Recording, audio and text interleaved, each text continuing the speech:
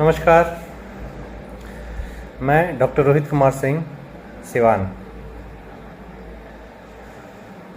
आज मैं कुछ अच्छी बातें आपसे शेयर करने जा रहा हूँ। आज मुझे मरीज़ देखते लगभग कोविड के मरीज़ देखते 20 दिन हो गए हैं, लगातार 20-25 दिन करीब, बिना छुट्टी लिए दिन भर मरीज़ देखता हूँ। देर रात तक फ़ोन पे कंसल्टेशन देता हूँ। कुछ तो अच्छा लग रहा है मुझे अभी। सोचा आपसे शेयर करूँ। बहुत नेगेटिविटी है, बहुत ज़्यादा। ऐसा लग रहा है जैसे ये टाइम कैसे कटेगा, लेकिन उसमें कुछ अच्छी चीज़ें हैं जो मैं आपसे शेयर करूँगा, और आप प्लीज़ उसको अच्छे से देखिए और सुनिए और उसको फॉलो कीजिए, तो हम इस महामारी से, इस आपदा से बहुत जल्दी निकल पाएंगे। हम सबको मिलकर एफर्ट देना है और हम बिल्कुल भी इससे भागेंगे नहीं, थकेंगे नहीं, और हम बिल्कुल कामयाब होंगे। पहला चीज़ मैंने आपको पहले ही बताया हुआ है कि अपने बुखार को आप बहुत आसानी से मत लीजिए। जब भी बुखार आता है तो आपको डेट याद रखना है कि कब से बुखार आ रहा है। पहला दिन बहुत इम्पॉर्टेंट है। उसके बाद से आपको रेगुलर अपने बुखार का मॉनिटरिंग करना है। अब मैं आपको बताऊंगा कि 4 फेजेज़ हैं कोविड के, जो मैंने अपने एक्सपीरियंस से मुझे लगा है, जो मैं पेशेंट देख रहा हूँ उससे मुझे लगा है कि 4 फेजेज़ हैं जिसमें पेशेंट को अगर निकाल लिया तो समझिए जंग जीत लिया लाइफ का। पहला है जिस दिन बुखार आता है। पहला दिन जब बुखार आता है उस दिन से लेके 4 से 5 दिन जनरली कुछ भी नहीं होता है पेशेंट को, बस बुखार आता है। बुखार, थोड़ा बहुत खांसी आएगा, तो आपको उस बुखार का ट्रीटमेंट करना है, अपने डॉक्टर से मिलना है, फर्स्ट डे के बारे में बताना है, जो स्टैंडर्ड मेडिसिन है, जो डॉक्टर को लगता है कि आपको चलनी चाहिए वो चलना है। लेकिन आपको बस यही नहीं रुकना है। बुखार अगर ख़त्म हो जाता है तो 5वां दिन के बाद छठा से जो 8वां-9वां दिन है, ये थोड़ा सा मुश्किल टाइम है। अगर बुखार ख़त्म भी हो जाता है तो जनरली बुखार अगर 99 के करीब में रह रहा है तो लगता है कि बुखार नहीं है, उस समय हल्की हल्की खांसी हो रही होती है। आपको वो मॉनिटर करना है बहुत ज़्यादा। वो बहुत इम्पॉर्टेंट टाइम है। आपको अपने से ही घर में थर्मामीटर रखिए। आप पारा वाला थर्मामीटर नहीं चेक कर सकते हैं तो आप डिजिटल थर्मामीटर ले लीजिए। आपको आइडिया लगेगा कि आपको फीवर है या नहीं। दिन में 3 बार कम से कम बुखार चेक कीजिए। अगर वो रीडिंग जो होती है 99 के करीब में भी होता है तो आप अपने डॉक्टर से तुरंत मिलिए। उस समय हो सकता है कि वायरस का जो रेप्लिकेशन है आपके लंग को इन्वॉल्व कर रहा होता है, ठीक है। तो वो जो स्टेज है, अगर आप शुरू में ही आपको पता चल जाता है कि आपका लंग इन्वॉल्वमेंट हो रहा है तो आपके डॉक्टर आपको बेटर मेडिसिन दे पाएंगे और वो फैलने नहीं देंगे। और फैलने नहीं, हम इस चीज़ का इंतज़ार नहीं कर सकते कि आप ऑक्सीजन मेरा घट नहीं रहा है, घट जाएगा या सांस की दिक्कत हो जाएगी तब हम डॉक्टर के पास जाएंगे। तब हमारे पास बहुत ज़्यादा कुछ नहीं बचता है, क्योंकि आप देख रहे हैं ऑक्सीजन की हालत क्या है इस कंट्री में ही पूरे। तो आपको ये सब के बारे में नहीं सोचना है। आपको बस फीवर आ रहा है, खांसी है, 5वां दिन के बाद भी परसिस्ट कर रहा है दवा लेने के बाद भी, तो आप अपने डॉक्टर से ज़रूर मिलिए। उस समय अगर पकड़ा जाता है, इन्वॉल्वमेंट अगर लंग का कम होता है तो कोई दिक्कत नहीं है, वो ट्रीटेबल है। उसके बाद से स्टार्ट होता है हमारा 10वां दिन के बाद का जो रिकवरी फेज़ होता है। जब दवाइयाँ चलनी शुरू होती है, जब आप अच्छा फील करने लगते हैं तो रिकवरी शुरू होता है।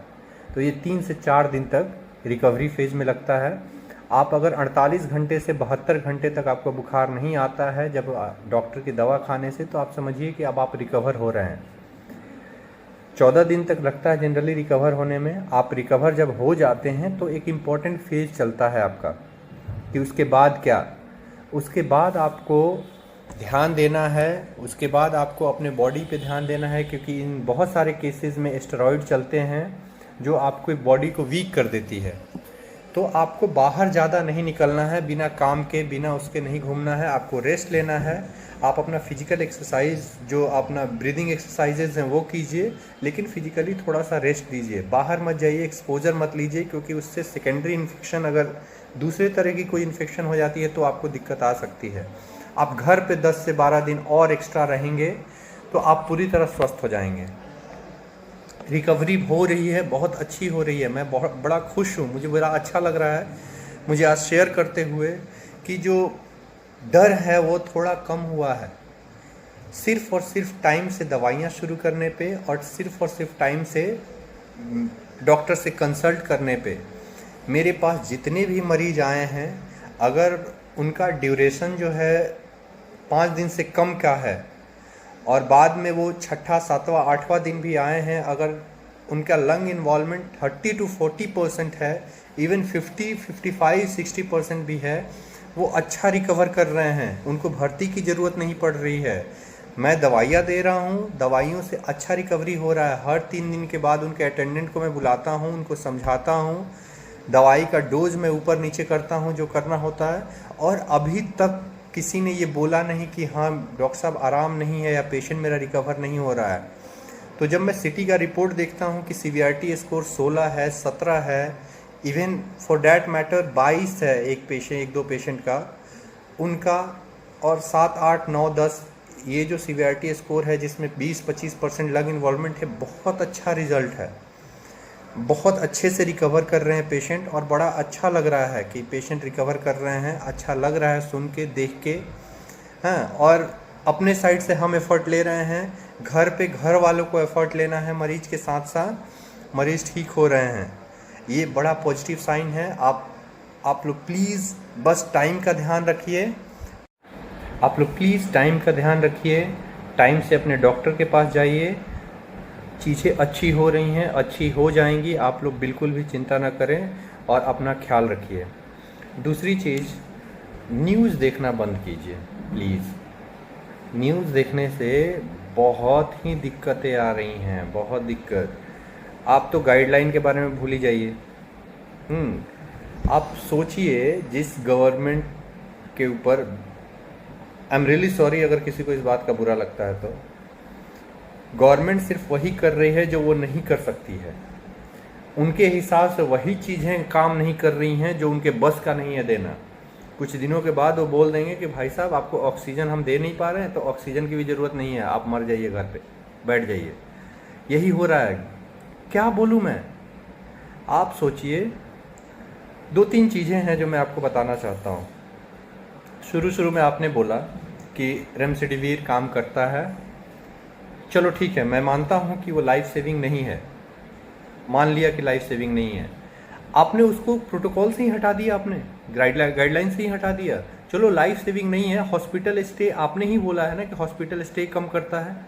अगर हॉस्पिटल स्टे कम करता है तो फिर क्यों, अगर 14 दिन की जगह अगर 11 दिन किसी सीरियस पेशेंट का हॉस्पिटल स्टे हो जाता है रेमडेसिविर देने से, तो क्यों ना वो 4 दिन दूसरे पेशेंट को तो मिल सकता है ना, जो बाहर मर रहे हैं, जो बाहर वेट कर रहे हैं, जिनको बेड नहीं मिल रहा है। और आप बोलते हैं कि आप उसको गाइडलाइन से ही हटा दो। क्यों? क्योंकि आप उतना प्रोडक्शन नहीं करवा पा रहे हैं, आप दे नहीं पा रहे हैं, आप कालाबाजारी रोक नहीं पा रहे हैं, तो आपने उसको हटा दिया। अब आपने बोल दिया, पहले बोला कि आप स्टेरॉइड शुरू में यूज़ मत करो जी। स्टेरॉइड चूँकि बहुत एबंडेंट मात्रा में इंडिया में है, तो अब आप बोल रहे हो कि हाँ ठीक है, 3rd डे से ही आप स्टार्ट कर सकते हो। क्यों? मरीज के साथ क्यों खेलना है ऐसे? क्या कर रहे हैं? आते हैं साहब, एक कोई मेदांता से आते हैं बड़े साहब जिनका पॉलिटिकल कुछ होगा, I am very sorry to say, बोलते हैं कि 10 दिन तक आप बुखार आए तो कोई टेंशन नहीं है, बस पैरासीटामोल लेके घर में पड़े रहिए। 7वां दिन के बाद साइटोकाइन स्टॉर्म हो जाता है, पेशेंट डिटोरिएट कर जाता है, मर जाता है। उसके बाद क्या, कौन जिम्मेदारी लेगा?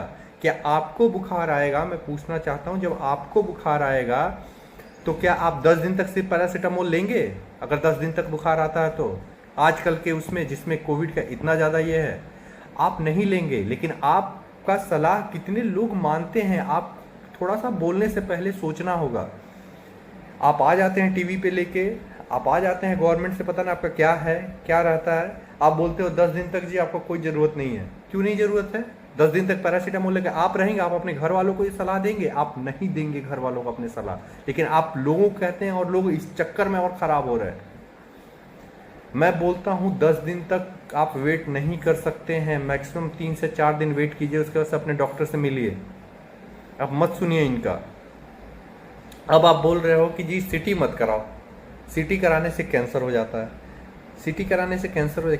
कितने एक्सपोजर के चांसेस हैं, कितने फ्यूचर को हम देख रहे हैं कि हाँ फ्यूचर में कैंसर होगा कि नहीं होगा। एक सीटी लाइफ में अगर एक सीटी करा लिया तो कैंसर हो जाएगा। ये इसलिए कर रहे हैं ना क्योंकि सिटी में आपको पता चलता है आपकी सीवियरिटी कितनी है। हाँ जरूर ये है कि आप अपने डॉक्टर से पूछ के ही सिटी कराएं, क्योंकि उसका स्पेसिफिक टाइम होता है सिटी कराने का। आप सारे पेशेंट का पहले दिन सिटी नहीं करा सकते हैं, आप स्पेसिफिक टाइम पे सिटी कराना होगा, क्योंकि वो आपका डेफिनेटिव डायग्नोसिस है। आपने बोल दिया RT-PCR डेफिनेटिव नहीं है, उसमें आप निगेटिव आ सकता है, एंटीजन निगेटिव आ सकता है, फिर हम कहाँ से डेफिनेटिव डायग्नोसिस करें? आप बोल रहे हो सिटी मत कराओ, नहीं जी कैंसर हो जाएगा। कैंसर तो जब होगा तब होगा ना। और एक एक्सपोजर में कितना कैंसर होता है? हाँ आपके सर में चोट लग जाता है, सिटी होती है ना, पेट में दर्द नहीं जाता, सिटी स्कैन कराना पड़ता है ना, तब तो आपको कैंसर का डर नहीं लगता। आप इसलिए मना करते हो ना क्योंकि लोग अगर जान जाएंगे कि सिटी भी और एक ऑप्शन है आपको अर्ली डिटेक्शन का, तो आपके बड़े बड़े अस्पताल में सिटी मशीन आपने नहीं लगवाए हैं गवर्नमेंट हॉस्पिटल के, तो आपने बड़े अस्पताल में नहीं लगवाए हैं, तो आपका एक फेलियर है। और उस फेलियर को ढकने के लिए आप ये सारे प्रोपेगेंडा यूज़ कर रहे हैं। मत कीजिए, जो लोगों के लाइफ के साथ मत खेलिए। ऑलरेडी लोगों के लाइफ के साथ बहुत खेल चुके हैं।